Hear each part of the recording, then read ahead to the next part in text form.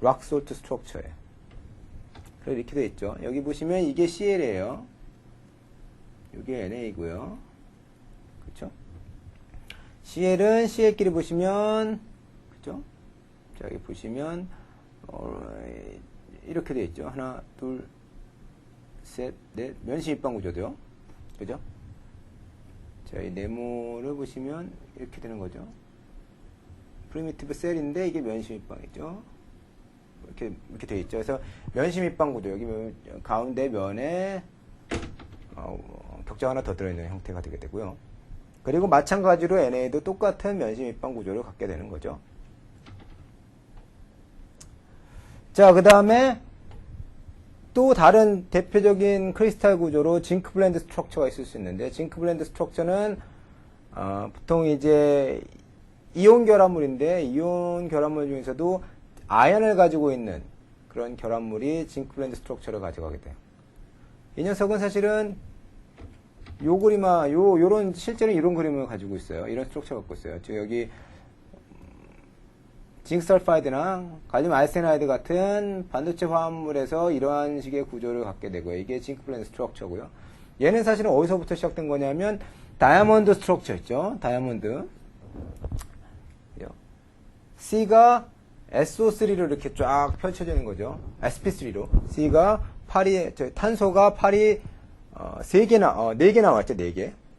탄소가 팔이 4개 나와서 만들어진 다이아몬드 구조에서 하나의 C 지점에 징크와 또 다른 C 지점에 설파이드가 들어가 있는, 설퍼가 들어있는 그런 구조라고 보시면 돼요. 그래서 먼저 덩치가 큰 황이, 그죠? 설퍼가 입방 밀집 구조를 먼저 이루게 되고, 입방 밀집 구조를 이루고 있을 때 사면체 빈자리가 발생하게 되는데, 그 사면체 빈자리에 징크가 들어가는 상황이죠. 그런 경우다 라고 보시면 되고요.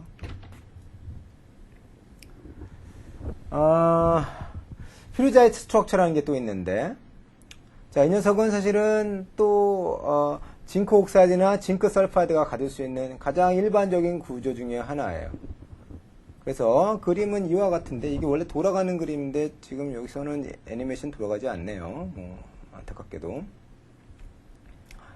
자, 그래서 이런 구조라고 보시면 돼요. 일단은 자, 이게 S예요. S. 자, S. 이것들 다 각각 S고, 얘가 육방 밀집 구조를 먼저 이루고요.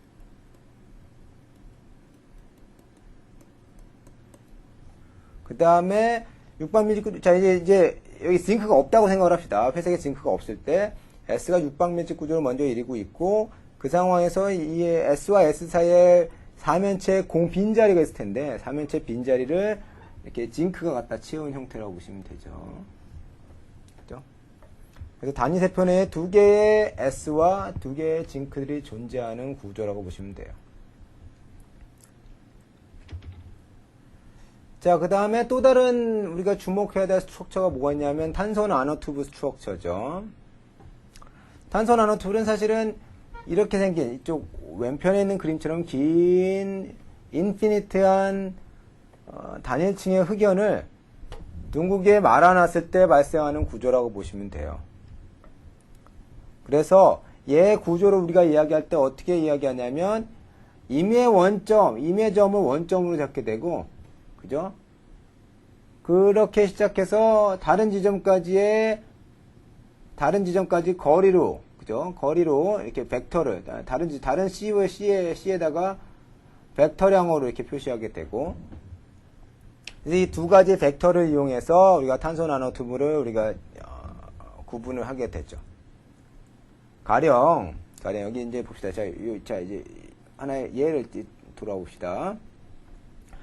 자, 그러면 여기서 여기까지 이제 이러한 벡터가 존재하는 없이 여기서 여기까지 벡터가 존재하고 얘가 말리는 거예요, 지금.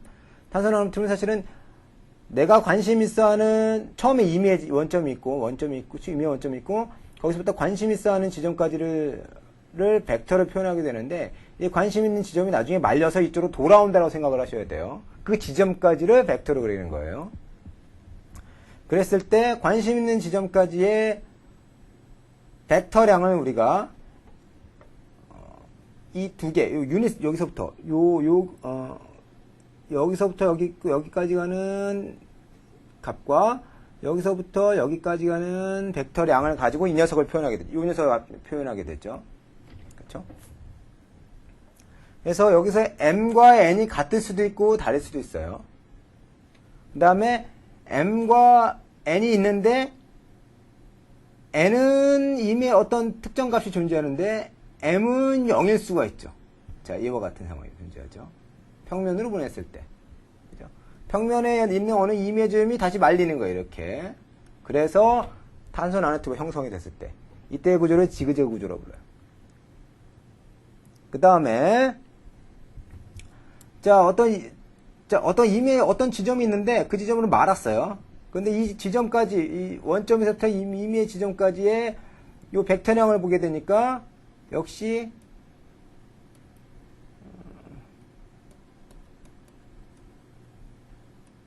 이렇게 표현하게 되는데 요 녀석이 같은 값이라고 하게 되면 그죠?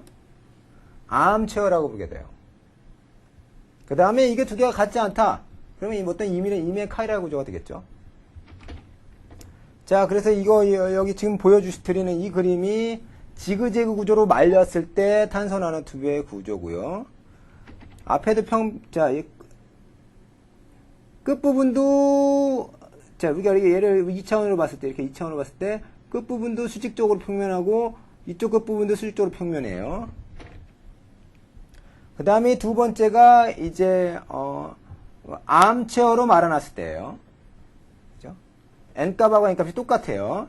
요 m하고 n하고 m이 똑같아요. 똑같은 값일 때예요. 이것도 거의 똑같아요. 두 개가 사실 구조적으로 거의 똑같은 성질을 갖게 돼요. 지그재그랑 암체어가 지금 보시게 되면, 그러니까 외형상으로는.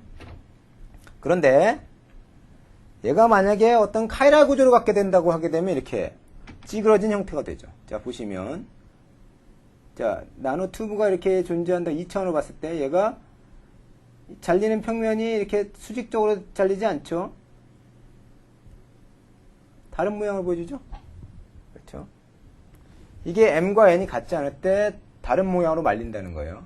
말리는 모양에 따라서 이 탄소 나노튜브의 성질이 반도체냐, 금속이냐가 달라져요. 자, 이건 안 말렸을 때요. 이게 뭐냐 하면 이건 그라핀이죠. 말리지 않으면 그냥 단일한 그라핀 시트가 되죠. 그래서 어떤 방향으로 어떻게 말리냐에 따라서 이 녀석이 구조적으로 구분이 되게 되고 사실 이 녀석이 금속이냐 아니면 반도체냐가 결정될 수 있어요.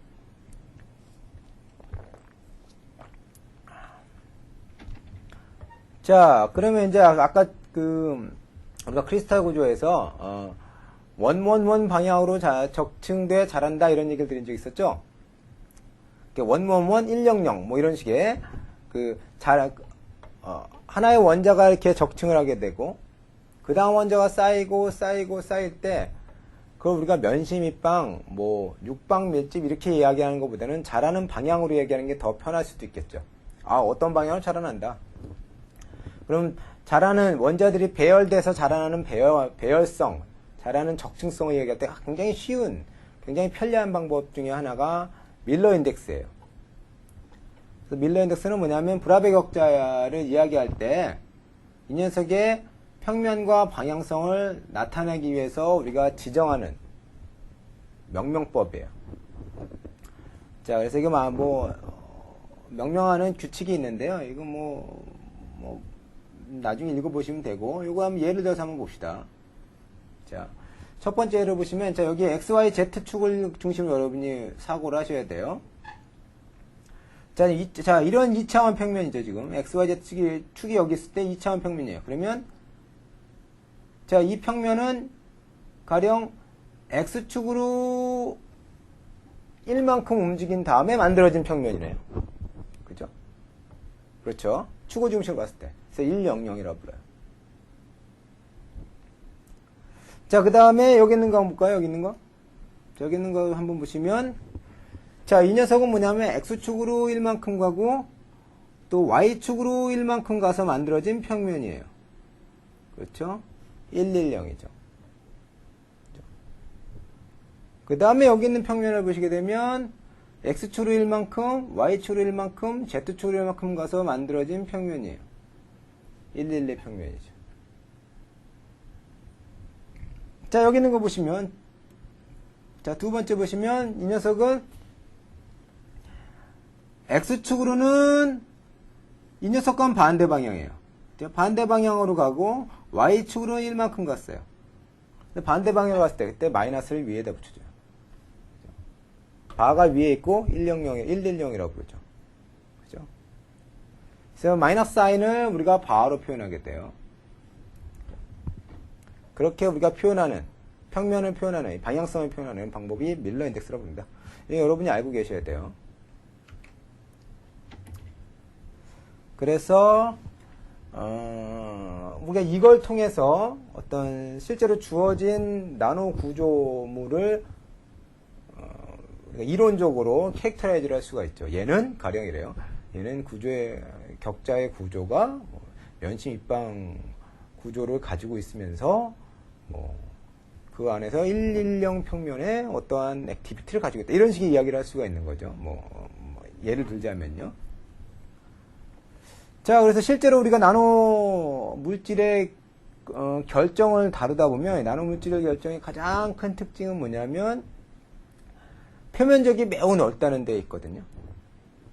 그래서 가령 여기 보면 철이 있는데 철 세제곱센티미터당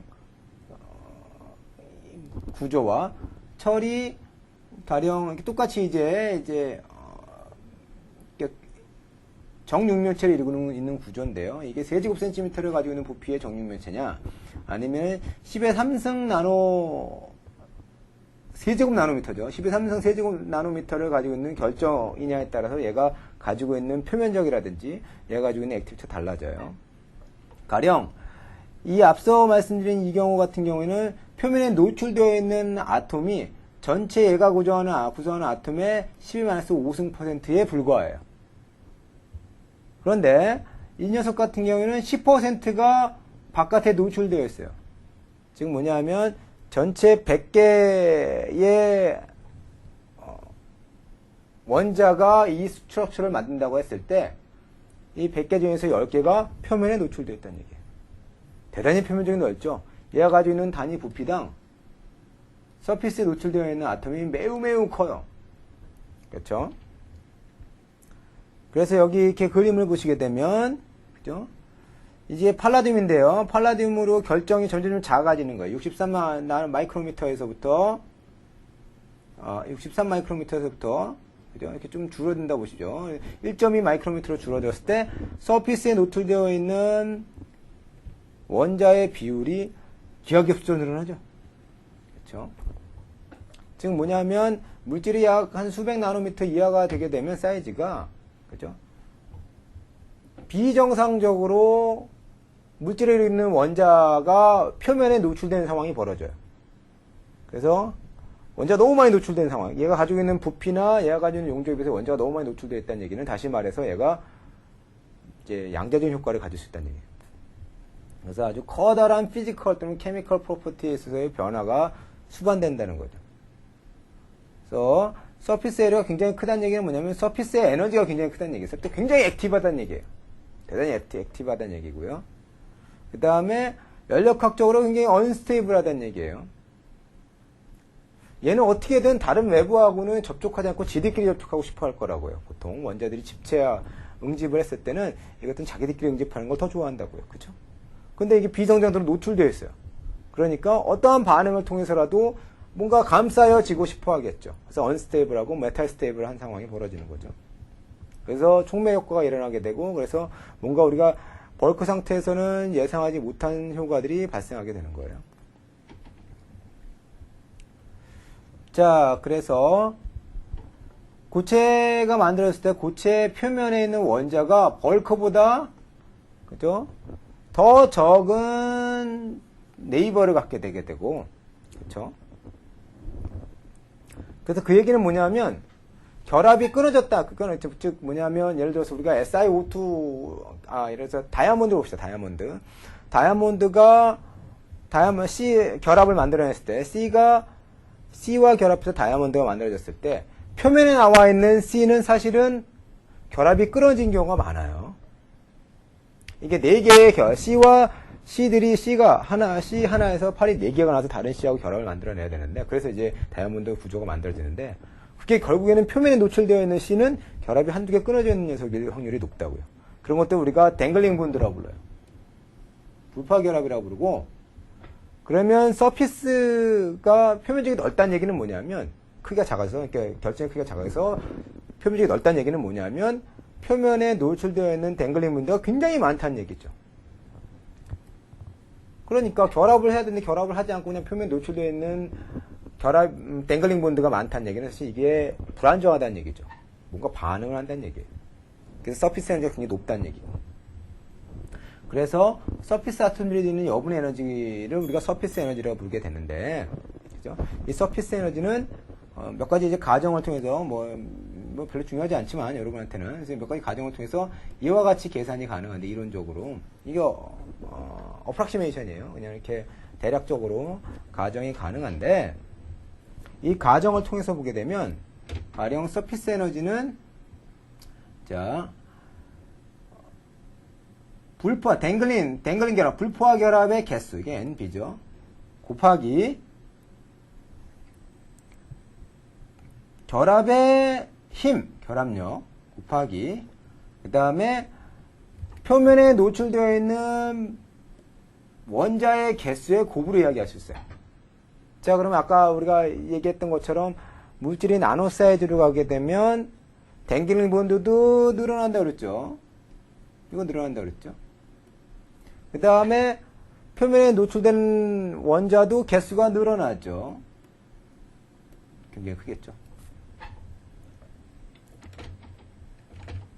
그래서 표면 에너지는 결국에는 이론적으로 표면에 결합된 각 원자당 결합을 하지 못한, 즉 깨어진 결합의 개수와 원자 간의 결합 에너지의 절반, 그 다음에 단위 면적당 원자의 개수의 곱으로 표현하게 되는데, 나노물질 같은 경우는 이게 매우 높고 이게 매우 높기 때문에 결국에는 서피스 에너지는 R 값도 굉장히 높다는 이야기예요. 그래서 굉장히 높은 서피스 에너지를 갖게 되고, 그래서 이러한 이론에 의해서 나노물질들로부터 각종 촉매적인, 각종 우리가 예상치 못한 프로퍼티들을 기대할 수 있다 이거죠. 자, 오늘은 여기까지 하고 다음 시간에는 이걸 기반으로 해서 1차원 양자점에 대해서 말씀을 드리도록 하겠습니다. 자, 지금까지 들어주셔서 감사합니다.